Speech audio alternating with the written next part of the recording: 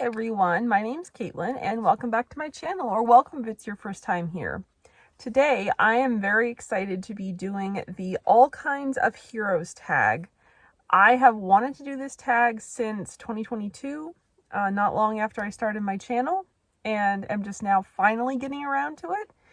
And so yeah, let's just jump right into it. I don't know who the original creator of this tag is. I know in 2022 it was making the rounds in Christian BookTube. So yeah, I'm excited to jump into it. So the first question is, in the shadows, quiet hero who is more in the shadows than the spotlight. So for that, I am going with Jonah Black from At First Glance by Susan L. Tuttle. This book is incredible. I loved it so much. This is about Penny, and Penny has severe self-worth and body image issues, and she has spent her life trying to be perfect and be exactly what she thinks that her mother wants her to be. And yeah, so she is an estate planner, so she deals a lot in antiquities, and so this story has a lot, she has a lot to learn about outward appearance maybe not being everything. And there's a guy in this book named Jonah Black, and the way that he loves her and that he gently pursues her and is always there for her even when she doesn't want anything to do with him is just, it's such a beautiful representation of who Jesus is to all of us, and I loved it so much. And yeah, there's a guy in this too that you won't like very much, but yeah, Jonah is a treasure. I loved him so much. Okay, prompt number 2 is I'm no hero who doesn't acknowledge being one. So for that, I went with Nate from Until I Met You. And so this book, well, all of Tari's books, it's by Tari Faris, all of Tari's books, her full-length novels, have 2 romance stories in them. So there are 4 points of view, a primary couple and a secondary couple. Nate and Olivia are the secondary couple in this book, but Nate is in all of the books in the series. Nate was a bad boy womanizer. He has lots of tattoos, but he came to Jesus and he is now a pastor, and he is just like, so much of this book is him struggling to let go of the past that God has already redeemed. And the way, because, okay, Olivia has never even been kissed. So I love that about this book. She's never been kissed. He obviously has a lot of experience in all sorts of things that he wishes that he could undo. So that leads him to think that he is not good enough for her. And the way he realizes that he's wrong, and the way the town kind of rallies around him at one point in the story is just incredible. I just love Nate so much because he's like the character that always has the words of wisdom. He always has something encouraging to say to the other characters to point them back to Jesus throughout the whole series. I just love him so much. Okay, and then prompt 3 is Weak in the Knees, a swoon-worthy hero. So there are so many. I should make a video just about swoon-worthy heroes. But for this prompt, I decided to go with Van from Runaway Bride and Prejudice by Emma St. Clair. Now, Van is probably my favorite of the Appies, honestly, at this point. Now, Van has a bit of a reputation, so I wanted to read you a really quick excerpt from the book. This is from Van's perspective, and he's talking to Amelia, the heroine, because she is the Appies' coach's daughter. So she's their coach's daughter, so she's off limits. And at the beginning of the book, they're at her wedding, and Van catches the groom cheating with one of the bridesmaids. So he makes sure that Amelia knows about this, and then they end up escaping the church together. And yeah, they go on an adventure together. But anyway, so they're driving along here, and this is a conversation that they have. "Wow," she says dryly, "do these kinds of lines work on women? Typically, I don't need lines." It's true, and I'm leaning into this a little harder than necessary. Am I trying to show off or scare her off? Unsure. "You do know that's gross, right?" She tilts her head toward me, toes curling a little on the dash. "You do know I'm kidding, right?" I ask. She arches an eyebrow. "It's cute." "Are you? Because I heard you're the bad boy of the Appies." "Who told you that?" I feign shock, even though I'm very aware of the reputation I've earned. "No, more like cultivated, on my team. It's not really true, especially considering some of the real bad boys in professional sports. But I lean into the label anyway. It's an easy recipe.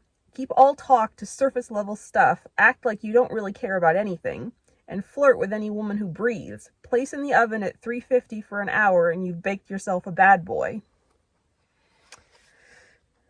But yeah, so if you couldn't tell from that excerpt, yeah, there's a lot more to him than just this bad boy image that he has cultivated. So yeah, I just love him so much. He's so great. So yeah, highly recommend the whole series. Okay, what is the next prompt? Let's see. Okay, hate to love. Hero you disliked in the beginning but loved by the end.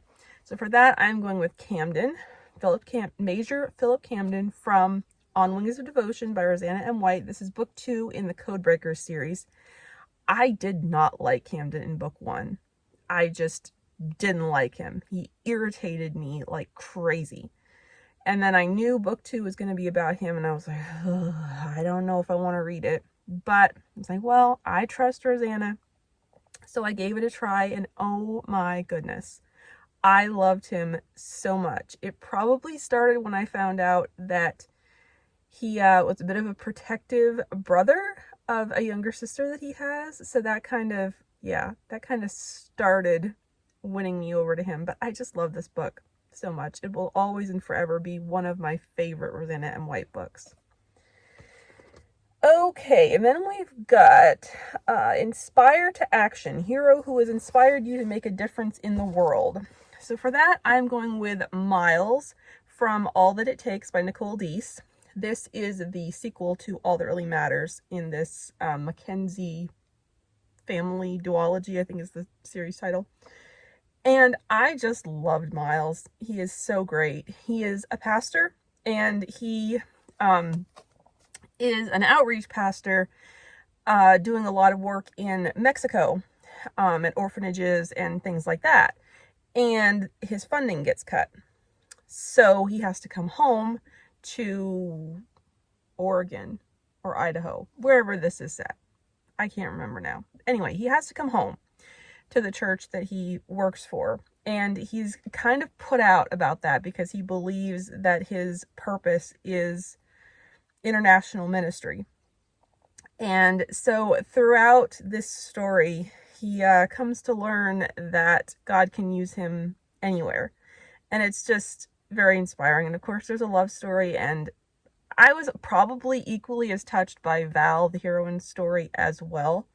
So yeah, this is just a beautiful book. Nicole Deese is incredible. And yeah, I highly recommend this. I loved it, All That Really Matters too, but this is probably my favorite of the 2 books.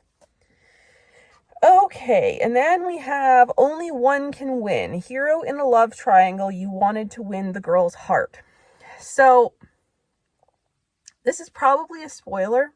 I mean, it is a spoiler, but I don't know how to answer this question any other way, because the way I'm looking at it is it being the character that you wanted to win the girl's heart that didn't end up being the one that she chose. So for that, I am going with a book called Proof by Jordan Redwood. This is a medical romantic suspense book. And yeah, it is very underrated. It is a wonderful book. I loved it so, so much. But yeah, there is a love triangle in this book. And so this book is about a woman named Lily, who is a, I believe, ER doctor. And she ends up getting, very early on in the book, she ends up getting raped. And it happens completely off page. Like literally, you see nothing at all. But, and then this rape results in a pregnancy and the story goes from there. But the interesting thing about it is she positively identifies the guy because he has two different colored eyes. He has one blue eye and one brown eye, and tattoos as well. But the DNA doesn't match. So it clears him. So the story is largely based on them trying to figure out a way to prove that this guy that she identified is actually guilty. So that's a big part of this story. But so there are two guys. One is, his name is Nathan, and he is the police detective investigating her case. The other one is an OBGYN named Caden Daughtry that is essentially Lily's best friend. And oh my goodness, I love Caden so much. He is just incredible. Like, the way he cares about Lily, the way he cares about women, the way he cares about babies, the way he cares about everyone around him and puts others ahead of himself is just, yeah, it's just incredible. I just love him so much. And so when the book starts out, Lily is not a Christian and Caden is. So he's always kind of gently nudging her towards Christ. And just, I don't know. I just love him. I love him so much. But yeah, she doesn't end up with him. And that really kind of annoyed me. And as far as I know, he does not have a story. So hopefully, like, I still have my fingers crossed that maybe one of these days Jordan will give him a story, because I think he absolutely deserves it. But yeah, so that's that one. Okay, now let's see. Otherworldly hero, who is from another world compared to the main character. So for this, I went with Marcello Forelli from the River of Time series by Lisa T. Berggren. He's not from another world per se, because it's not sci-fi, so he's not like on another planet. But there's about 700 years separating them. So yeah, I think that counts. So yeah, not really going to say anything more about that, because you all know I adore the River Time series. It's one of my all-time favorites. So yeah, but definitely think that counts for that question. Okay, then we have I'll Think About It. Reluctant hero to walk the path asked or required of them. Man, that was hard to say for some reason. So for this one, I decided to go with Jake Taylor from Fatal Judgment by Irene Hannon. Jake is a U.S. Marshal, and I'm trying to remember the scenario here. Yeah. So Jake is a U.S. Marshal, so he gets sent to protect this federal judge named Liz, who just happens to be the wife of his late best friend who committed suicide. And Jake believes that Liz is the reason that his friend committed suicide. He believes that essentially in some way she was to blame for it. She drove him to it.